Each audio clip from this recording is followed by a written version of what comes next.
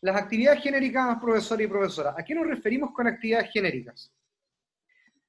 Primero, cuando hablamos de actividades, nos referimos a todas las acciones que van a hacer nuestros estudiantes. ¿Y por qué hablamos de actividades genéricas? Porque a la larga tengo que tratar de redactar aquellas acciones generales que van a hacer nuestros estudiantes, pero que respondan al objetivo en tránsito o de clase número 1. ¿Ya? Por tanto, cuando hablamos de actividades genéricas, la idea es que usted pueda redactar una serie de acciones, o una acción de manera general, una o dos acciones de manera general, y que luego a ustedes les permitan obtener muchas tareas. ¿Ya? Por ejemplo, si el objetivo fuese ejecutar o practicar habilidades motrices de locomoción en juegos de persecución, demostrando velocidad, ¿ya? Demostrando velocidad y continuidad en la práctica, pensemos que ese es el objetivo. Las actividades genéricas no puede ser jugar a las pilladas o jugar a policía ladrón, porque jugar al policía y ladrón es una acción que va a hacer nuestro estudiante, pero que es muy precisa y no me da la posibilidad de obtener mayores actividades a partir de eso. En cambio, si yo dijera que no es lo mismo y no es igual, lo siguiente, si yo dijera practica o juegos de colaboración y de oposición, de persecución, que demanden, o solamente juegos de persecución, ¿cierto? O juegos de colaboración y oposición, de uno contra todos y todos contra todos, que demanden carreras de velocidad. Pueden ser infinidad de juegos, ¿sí o no? Y eso es lo que esperamos ahí. Eso es lo que uno espera en la resolución de las actividades genéricas. ¿Ya? ¿Les parece? Sí, profe. Sí, sí. Perfecto. Sí. Muy gráfico el ejemplo. Siguiente. ¿Qué hacemos acá? Eso ya lo tienen listo, ¿cierto? Está ok. ¿Ya? Perfecto. Actividades nuevamente genéricas, ¿ya? Que permitan responder al objetivo actitudinal que ustedes plantearon anteriormente.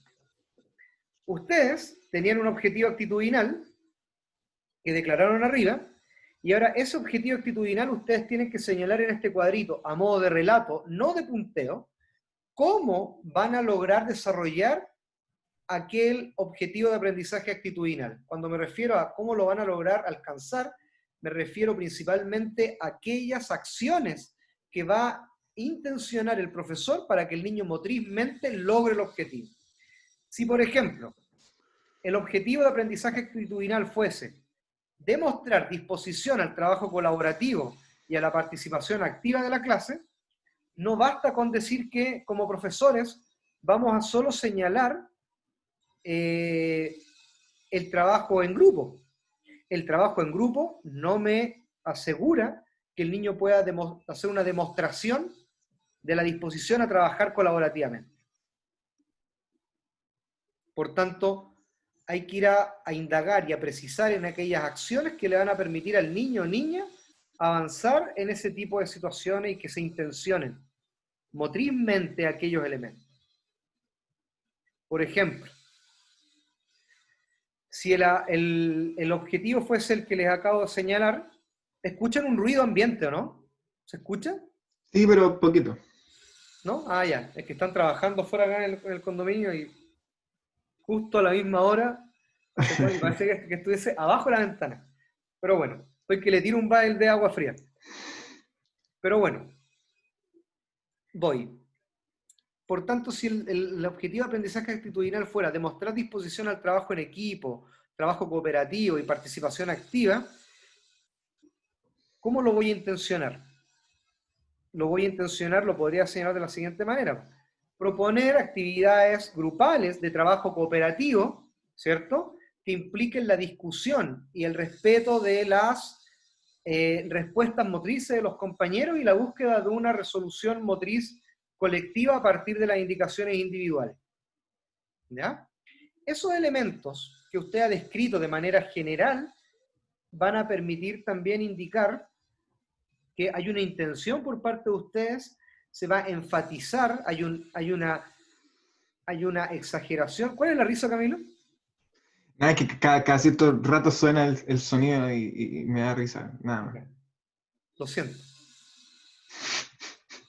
Y por tanto, hay que intencionar aquellos elementos que les van a permitir a ustedes avanzar y en declarar que el estudiante, mediante esas acciones que usted propone, va a lograr el aprendizaje o la adquisición de su objetivo de aprendizaje actitudinal.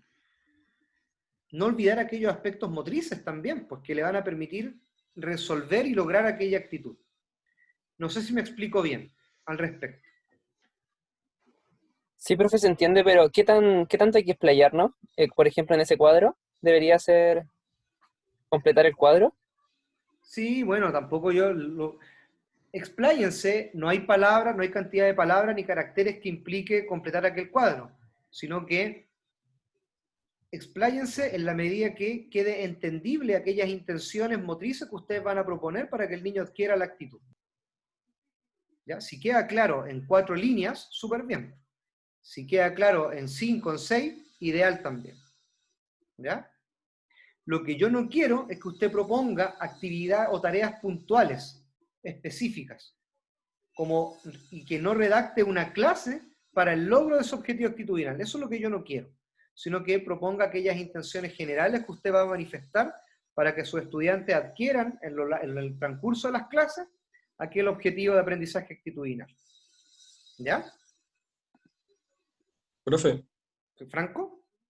podría ser, por ejemplo, no sé, una resolución motriz que entienda el trabajo ya. Yo quiero que entienda el trabajo en equipo, lo ¿Ya? comprenda y su importancia. Entonces, una resolución motriz puede ser que él está constantemente dando pases y alentando verbalmente a sus compañeros. Eso, Súper bien. o sea, el hecho de que los chicos den hartos pases, ¿es algo muy específico? ¿O está No, no, bien? usted podría hacer, por ejemplo, señalar que se van a proponer juegos de colaboración y oposición que impliquen lanzamiento y recepción de pases, donde todos los estudiantes tengan participación, ¿cierto? Y contacto con el balón o con el móvil en algún momento del juego. Y posteriormente a eso, se discutirán en cada una de las clases cuáles fueron aquellos elementos que permitieron al estudiante comprender la importancia del trabajo en equipo. ¿Está no? ¿Ya? Déjenlo abierto, porque si Franco me dice ya mediante el juego los 10 pases, es muy preciso, es solo un juego, pero pueden haber infinidad de juegos de colaboración y oposición, o solo de colaboración, que impliquen control o no de móviles, donde usted va a enfatizar aquellas propiedades del trabajo cooperativo. Ahora, también tienen que tener claridad, si el contenido es ese, cuáles son aquellas propiedades del trabajo cooperativo. Yo les doy una pista, tal como se los decía el grupo anterior. Una de las condiciones del trabajo cooperativo es, por ejemplo, que el estudiante o que todos los integrantes de un grupo entiendan que hay corresponsabilidad, hay interdependencia que es positiva entre los integrantes de un grupo, y por tanto esa corresponsabilidad, esa responsabilidad individual y la responsabilidad colectiva en una parte específica de la tarea se debe enfatizar, no debe quedar al azar. Y lo que uno espera es que usted lo enfatice. Esta parte los va a hacer pensar, porque en definitiva nosotros dejamos muchas veces el componente actitudinal al azar, y eso no es correcto. El aspecto actitudinal es producto de un aprendizaje, ¿ya? Y esos elementos hay que clarificarlos y enfatizarlos. ¿Estamos? Ya. Cuando hablamos de la propuesta de evaluación de la unidad de aprendizaje, entendemos entonces que el aprendizaje se va a lograr, o la evaluación del aprendizaje y la posterior calificación, se va a lograr en el cúmulo de todos aquellos objetivos de clase que usted redactó. Entonces, cuando hablamos de una situación de evaluación o actividad de evaluación, acá sí se debe referir a una tarea específica mediante la cual usted va a evaluar el aprendizaje de esta unidad de aprendizaje. ¿Ya? Por ejemplo, acá sí valdría, si usted va, por ejemplo, evaluar la calidad de la adquisición de una habilidad motriz de locomoción y de manipulación de manera combinada, ¿cierto? Como objetivo de clase, acá sí valdría señalar que usted va a medir a partir de un recorrido con ciertas estaciones, ¿ya? Porque esa es la tarea o la situación de evaluación, ¿ya? Por tanto, la situación de evaluación o la tarea de evaluación es aquel escenario en el cual el estudiante se va a enfrentar y en la cual va a ser evaluado y calificado al final del proceso, al final de las 4 semanas o al final de las 4 clases. Puede ser que ustedes me digan, profesor, pero tenemos 16 objetivos de clase en total. No voy a medir los objetivos de clase. Está bien, no va a medir los objetivos de clase y eso es válido, ¿cierto? Perdón, tiene 4 objetivos de clase y no los va a medir todos. Entonces usted acá me especifica más abajito qué objetivos de clase o en tránsito usted va a evaluar en esta tarea de evaluación específicamente. Y para eso tiene que ir a copiar y pegar los objetivos que redactó al principio, los copia, los pega y los coloca abajo. Y va a decir, no, profe, yo en realidad acá, en esta tarea de evaluación, voy a evaluar solamente el objetivo 3 y el 4. Entonces, si voy a evaluar el 3 y el 4, la tarea de evaluación o la situación de evaluación tiene que estar en absoluta concordancia y coherencia con los objetivos de clase que usted va a colocar abajito, para yo tener más claridad. Pero luego no puede levantar indicadores que acá arriba no estén declarados. Si me dice, profe, yo voy a evaluar el objetivo de aprendizaje de clase o de tránsito 3 y 4, entonces usted debe obtener el criterio o los criterios y los indicadores correspondientes a estos objetivos. Por tanto, nuevamente es copiar y pegar. Nada más. No debe inventar unos nuevos. Ignacia, Paula, veo caras ahí de preocupaciones. No debe levantar indicadores nuevos. Solamente copia los que usted va a evaluar y calificar. Eso significa que no necesariamente tiene que copiar y pegar los 8 indicadores, 4 y 4, sino que los que usted específicamente va a evaluar. ¿Ya? Ignacia, ¿estamos de acuerdo? Sí, profe, es que nos perdimos un poco con la PAU, como que nos enredamos con los indicadores. No. Los indicadores los tiene que obtener de la primera parte, de acá. Si usted me dice, profe, solamente voy a evaluar el objetivo 3, claro, ahí, entonces acá abajo, copia y pega todos los indicadores del objetivo 3, que esos son los que va a calificar usted. A eso le va a poner nota. En todos los otros objetivos usted va a evaluar. La evaluación es la emisión de un juicio. No necesariamente colocarle una nota a ese indicador. Lo que le estoy pidiendo acá es que usted diga, bueno, los indicadores que yo voy a evaluar, que evalúe, pero además voy a calificar, son estos. Si usted va a evaluar 2 objetivos de clase, está bien, ahí puede seleccionar de los 8 indicadores, seleccione 6. Son decisiones que usted va a tomar en consideración. Pero también esos indicadores evidentemente tienen que estar en concordancia con la situación de evaluación. Por ejemplo, para que quede más clara la situación de evaluación. Una situación de evaluación, si yo quiero medir la potencia aeróbica de mis estudiantes, y seguramente, ¿cuál va a ser la situación de evaluación? Lo voy a evaluar en el test de naveta. Entonces ahí copio y redacto el test de naveta. ¿En qué consiste el test de naveta y cuántos paliers va a tener el estudiante para obtener el 4 y cuántos obtiene para el 7? La situación de evaluación, por tanto, es la descripción del test de naveta.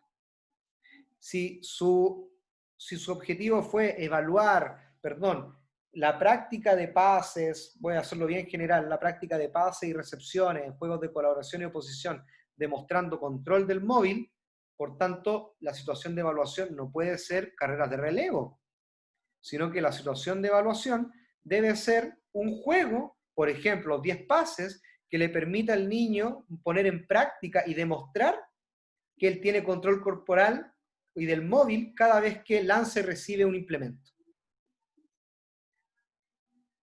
¿Profe? ¿Profesora?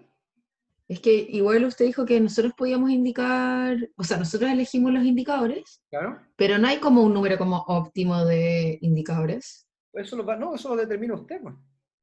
Usted determina qué indicadores va a evaluar y cómo va a calificar. Ya. Por eso hagan la relación entonces ahora con la fase de la enseñanza que propone Musca-Mostrom. ¿Qué fase es esta? ¿En qué fase estamos nosotros?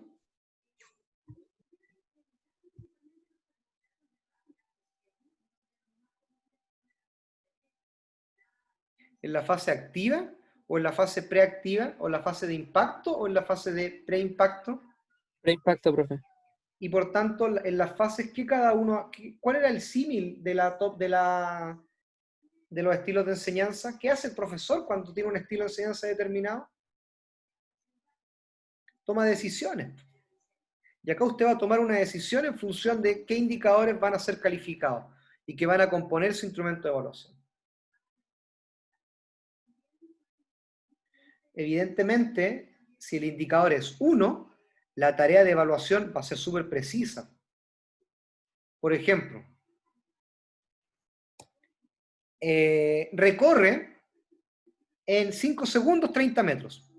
¿Cuál va a ser la situación de evaluación? Si el indicador es recorre en 5 segundos o logra recorrer una distancia de 30 metros en 5 segundos, ese es el indicador. ¿Cuál podría ser la situación de evaluación? Un test de velocidad. ¿De cuántos metros? De los metros que especificaba, 30. Eso, esa es la situación de evaluación. Si el estudiante logra recorrerlo, y ahí ustedes después ya podemos hilar más fino, si el estudiante logra recorrerlo en menos de 5 segundos, tiene un 7. Si logra recorrerlo entre 5.1 a 6, tiene un 6. Y así usted establece su escala. Ah, Pero son decisiones que ustedes toman. ¿Ya?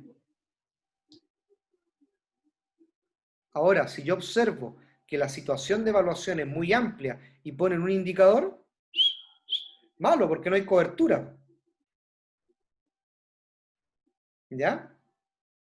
Acá, la base de todo esto, estimados colegas, es que ustedes tengan coherencia, pertinencia y consistencia. Que sean consistentes con cada uno de los elementos que fueron colocando. ¿Ya? ¿Dudas, preguntas, consultas?